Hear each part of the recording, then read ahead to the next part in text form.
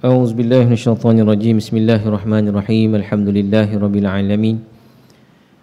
نحمده ونستعينه ونستغفره ونعوذ بالله من شرور أنفسنا ومن سيئات أعمالنا.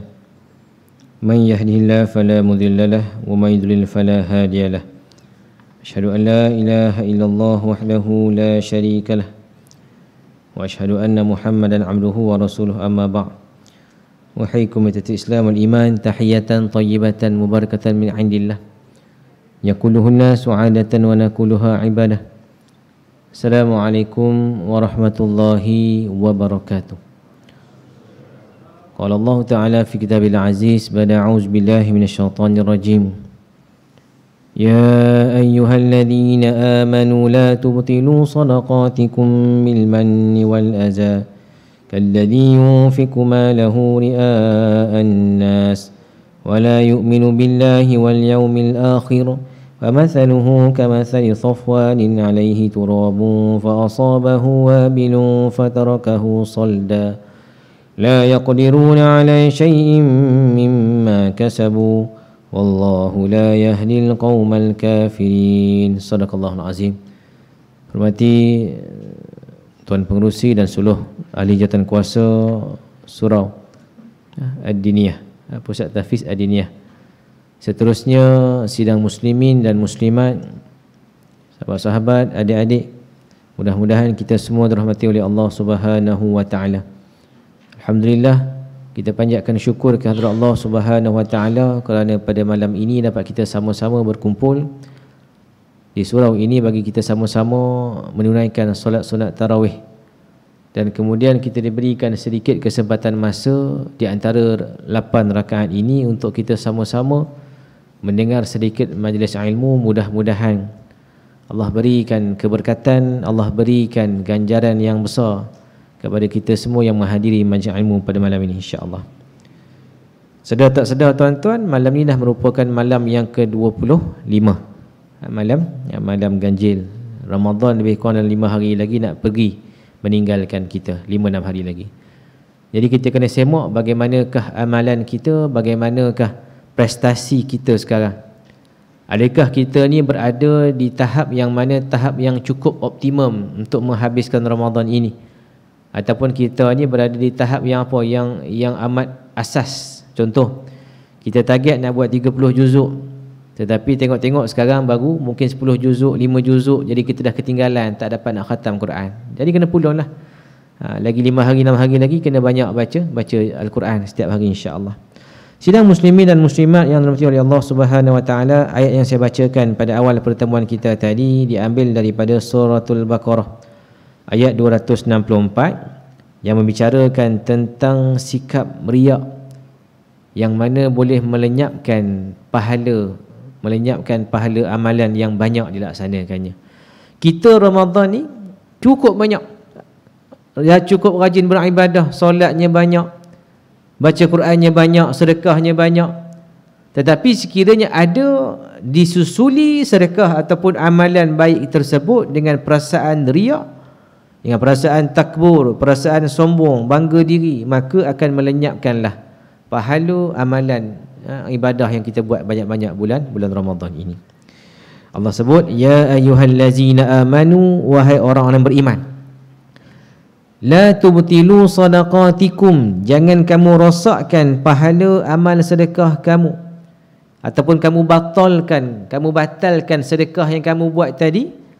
Banyak sedekah kita buat Ramadan ni, alhamdulillah, sedekah tabung masjid, sedekah tabung surau, sedekah tabung madrasah.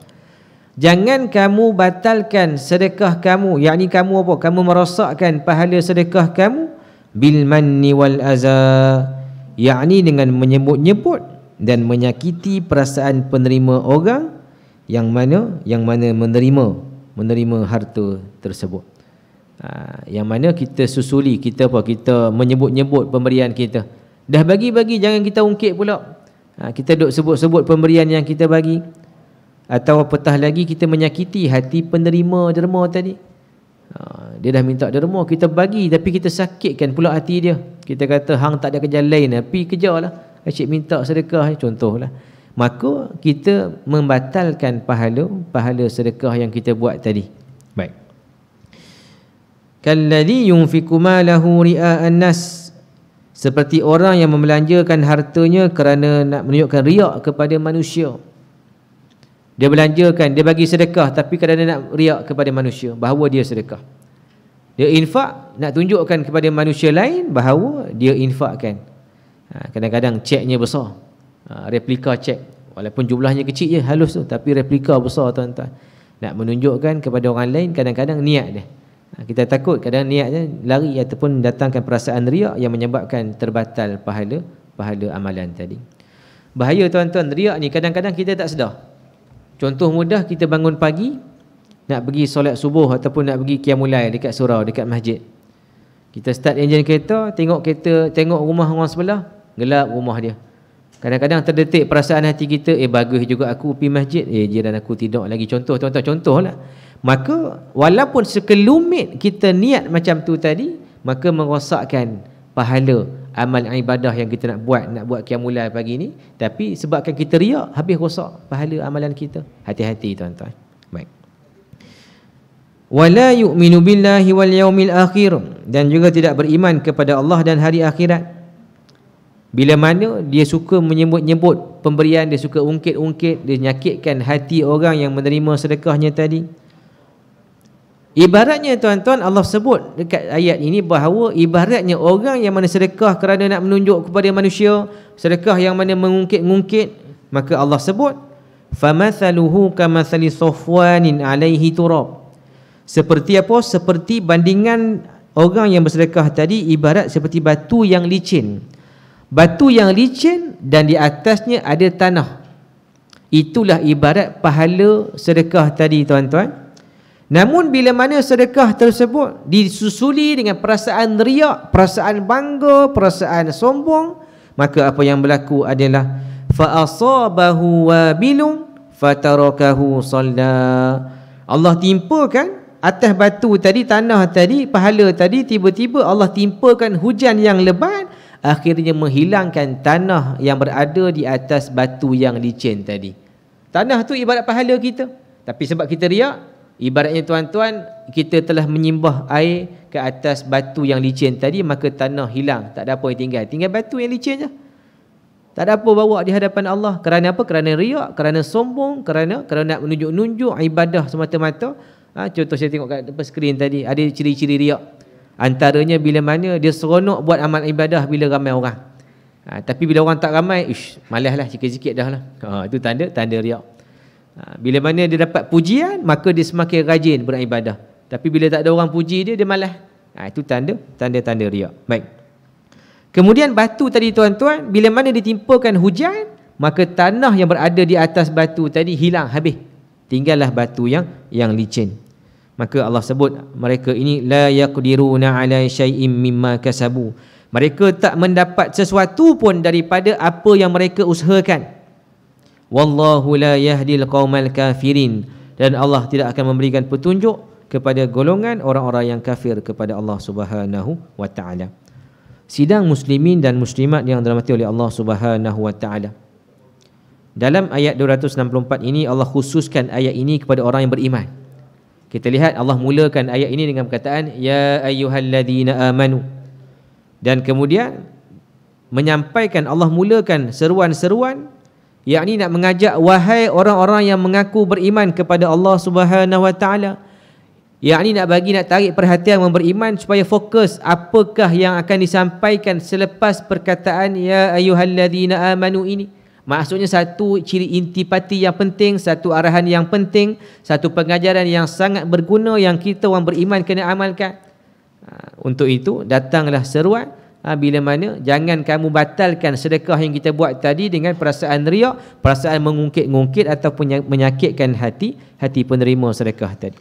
Allah bagi 3 syarat agar sedekah tersebut diterima oleh Allah Subhanahu wa taala. Yang pertama, sedekah yang diberikan tidak diikuti dengan kata-kata kejian dan nista kepada penerima sedekah sehingga menyakitkan hati penerima sedekah tadi.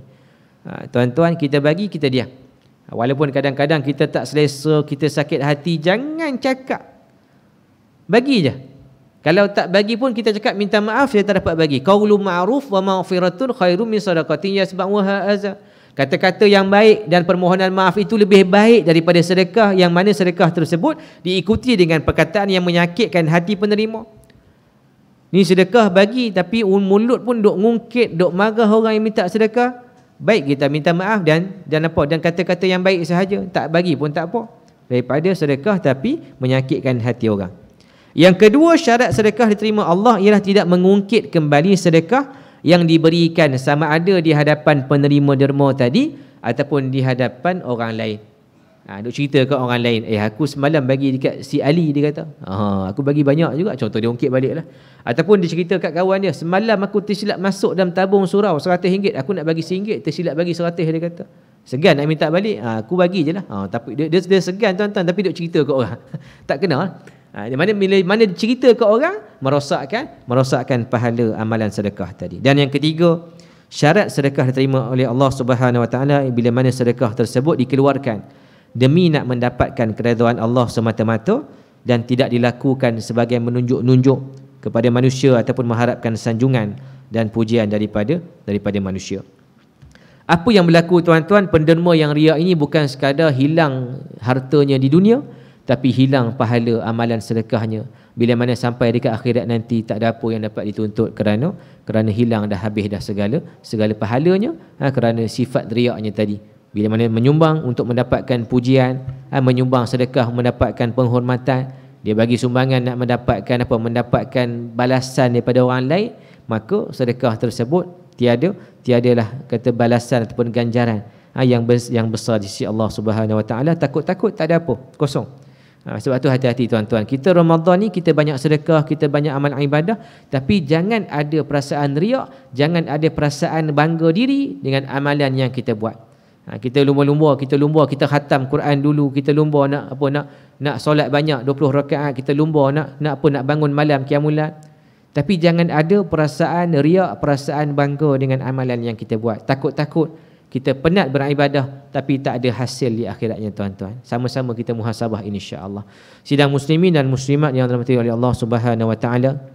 Insya-Allah saya nak tutup tuan-tuan tazkirah pada malam ini dengan satu peringatan, satu kisah daripada Anas bin Malik. Dalam satu hadis yang diriwayatkan oleh Anas bin Malik menceritakan bahawa satu hari datang seorang lelaki berjumpa dengan Nabi Muhammad sallallahu alaihi wasallam. Maka dia tanya dengan Rasulullah, ya Rasulullah, ayyud du'a ya afdal, apakah doa yang paling afdal untuk aku minta dengan Allah? Maka Rasulullah jawab, sal rabbak al-afwa, kamu minta daripada Tuhan kamu akan pengampunan, wal afiyah fi dunya wal akhirah, dan juga minta selamat dunia, minta selamat akhirat. Lelaki itu balik. Hari kedua datang lelaki yang sama, jumpa Rasulullah, tanya soalan yang sama, apakah doa paling afdal ya Rasulullah? Rasulullah tetap jawab jawapan yang sama, pengampunan dan kamu minta selamat dunia akhirat. Balik lelaki itu, hari ketiga datang lagi lelaki yang sama, tanya soalan yang sama, maka jawab Rasulullah jawapan yang sama, kamu mintalah pengampunan dan kamu mintalah kesejahteraan, keselamatan hidup di dunia dan juga di akhirat. Dan Nabi SAW sambung lagi, sekiranya kamu dapat kedua-duanya itu, faqad aflahta, kamu tergolong dalam golongan orang yang berjaya. Sebab apa tuan-tuan? Kita minta pengampunan. Matlamat hidup kita beribadah kepada Allah. Kalau dah dosa kita banyak tuan-tuan, dalam keadaan kita tak sempat minta ampun daripada Allah, nyawa kita diambil oleh Allah. Malaikat maut datang nak cabut nyawa, dalam keadaan dosa kita belum diampunkan lagi, masalah kat kita tuan-tuan. Masalah kita dekat alam kubur, masalah kita dekat alam akhirat. Sebab apa? Dosa kita belum diampunkan oleh Allah Subhanahu Wa Taala. Sebab apa kadang-kadang kita rasa malas nak ibadah, kita rasa malas berat nak bangun malam sebab dosa kita banyak. Orang lain boleh buat solat sunat, kita rasa malas nak bangun. Orang lain boleh baca Quran banyak, kita malas nak baca Quran. Sebab apa? Sebab dosa kita banyak. Sebab tu tuan-tuan, nak mudah amal ibadah, nak rajin solat, nak rajin baca Quran, banyaklah mohon ampun daripada Allah atas dosa yang kita buat. Dosa kita banyak. Dosa dengan mak ayah, dosa dengan jiran-jiran, dosa dengan guru-guru, dosa dengan kawan-kawan, duk kacau kawan. Dosa dengan apa? Dosa dengan pelbagai pihak, apatah lagi dosa dengan Allah Subhanahu Wa Taala. Maka Ramadan ini mintalah banyak-banyak pengampunan daripada Allah Subhanahu Wa Taala. Ramadan bulan pengampunan. Allahumma innaka afuwun tuhibbul afwa fa'fu anna. Amalkan doa ni tuan-tuan. Kalau kita muslimat tak dapat nak solat malam sebab uzur syar'i, Tak dapat nak baca Quran, amalkan zikir, amalkan doa.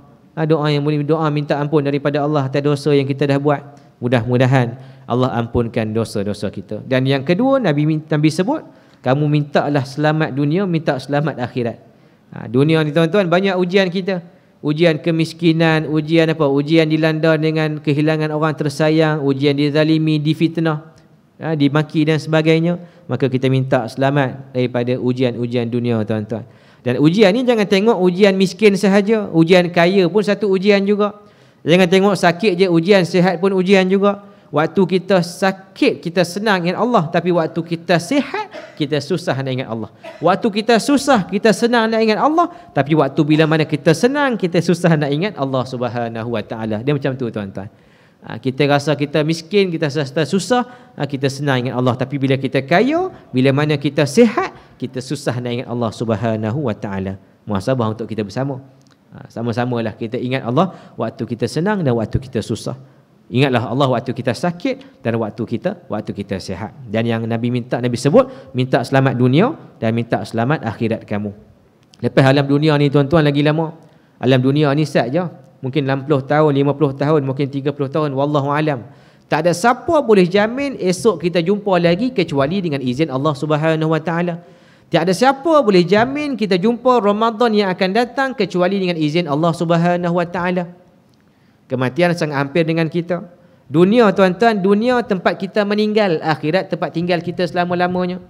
Sebab tu Nabi sebut, kamu mintalah selamat dunia, minta selamat akhirat.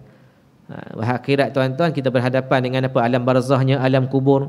Kemudian kita berhadapan dengan sama ada syurga ataupun neraka Allah Subhanahu Wa Taala. Maka banyak lagi, tuan-tuan, cabaran kita yang akan kita hadapi sebelum sampai ke negeri yang kekal abadi, tempat tinggal kita yang selama-lamanya. InsyaAllah, tuan-tuan, mudah-mudahan kita jadikan Ramadan yang kita lalui kali ini Ramadan yang penuh natijah yang berbeza, yang penuh dengan keinsafan, yang penuh dengan kemuliaan. Jadikan Ramadan kali ini berbeza dengan Ramadan-Ramadan yang pernah kita lalui sebelum ini. Kalau tuan-tuan ada nak mulakan amal ibadah yang mana tuan-tuan nak istiqamah, mulakan bulan Ramadan kali ini. Tuan-tuan nak sedekah, nak mulai Ramadan ini, terus ke istiqamah, tuan-tuan. Mudah-mudahan sedekah tersebut dapat dilaksanakan pada bulan-bulan yang akan datang, insya-Allah. Tuan-tuan, saya mewakili Seriti Gombak, ada membawa tabung khas infak Ramadan. Kalau tuan-tuan berhajat, saya tengok tadi tabung dah diedarkan, bolehlah menyumbang untuk tabung infak Ihya Ramadan untuk dana pendidikan Seriti, Semiti dan juga Pasti kawasan Gombak. InsyaAllah, tuan-tuan, mudah-mudahan dengan sumbangan tuan-tuan dapat memberikan sikit sebanyak kelegaan, bantuan kepada tenaga-tenaga pengajar yang ada di pihak-pihak berikut, insya-Allah. Tuan-tuan kalau berhajat nak bayar zakat pendapatan pun, insya-Allah Seriti pun boleh bayar zakat pendapatan. Kita ada keluarkan resit lembaga zakat Selangor. Dan kemudian kalau tuan-tuan nak dapatkan pelepasan teks sebagainya, boleh jumpa dengan saya, insya-Allah, untuk kita bagilah maklumat macam mana untuk dapatkan pelepasan cukai dan sebagainya. InsyaAllah, tuan-tuan, rebutlah peluang. Malam ni malam ganjil. Wallahu alam, tak tahu malam ni Lailatul Qadar ke, tapi janganlah kita amal malam ganjil sahaja. Tapi malam ganjil ni kita pertingkatkan amalan kita. Jangan malam yang lain, malam genap tak buat, tak datang tarawih, malah tak datang malam tarawih, malam genap ni orang tak ramai sebab orang pulun malam ganjil, tuan-tuan. Saya pernah pergi tempat tengah masjid ni, malam ganjil cukup ramai, malam genap tu sikit pula orang. Dan orang pulun malam ganjil, tuan-tuan. Kita, insya-Allah, kalau kita jangan terlepas satu malam pun di malam terakhir, insya-Allah 10 malam terakhir ni kita terus istiqamah, kita akan dapat Lailatul Qadar tersebut. Tak payah tengoklah pokok sujud ke apa semua, wallahu alam, tuan-tuan, kita tak dapat tengok pun. Tapi yang penting jangan tinggalkan satu malam tanpa kita beribadah kepada Allah Subhanahu Wa Taala, walaupun dengan nilai zikir ataupun solat sunat 2 rakaat sahaja, insya-Allah. Wallahu alam. Apa yang baik itu datang daripada Allah Subhanahu Wa Taala, yang buruk itu kelemahan daripada saya sendiri. Aku qouli hadza wa astaghfirullahal azim li wa lakum wa billahi taufiq wal hidayah. Assalamualaikum warahmatullahi wabarakatuh. A'udzubillahi minasyaitonir rajim. Bismillahirrahmanirrahim. Alhamdulillahirabbil alamin. Wassalatu wassalamu ala asyrafil anbiya'i wal mursalin wa ala alihi wa ashabihi ajma'in. Allahumma ij'al jam'ana hadza jam'an marhuma wa tafarruqna min ba'dihi tafarruqan ma'suma. Ya Allah, ampunkanlah dosa-dosa kami, ya Allah. Ampunkanlah dosa kedua ibu bapa kami, ya Allah. Ampunkanlah dosa guru-guru kami, ya Allah. Ampunkanlah dosa seluruh kaum muslimin dan muslimat, ya Allah. Ya Allah, ya Rahman, sekiranya ada dari kami yang sakit, Kau sembuhkanlah penyakit yang menimpa di kalangan kami, ya Allah. Engkau lah yang maha menyembuhkan penyakit. Mudah-mudahan dengan keberkatan kami hadir ke majlis ilmu pada malam ini, Kau ampunkanlah dosa kami, tamatkanlah kami dengan perakhiran hidup yang sempurna, dan masukkanlah kami ke dalam syurga firdausmu bersama-sama dengan orang beriman ya Allah. Allahumma barik lana fi syahri Ramadan warzuqna lailatal qadr. Wa sallallahu ala sayyidina Muhammad wa ala alihi wa sahbihi wa sallam. Walhamdulillahi rabbil alamin.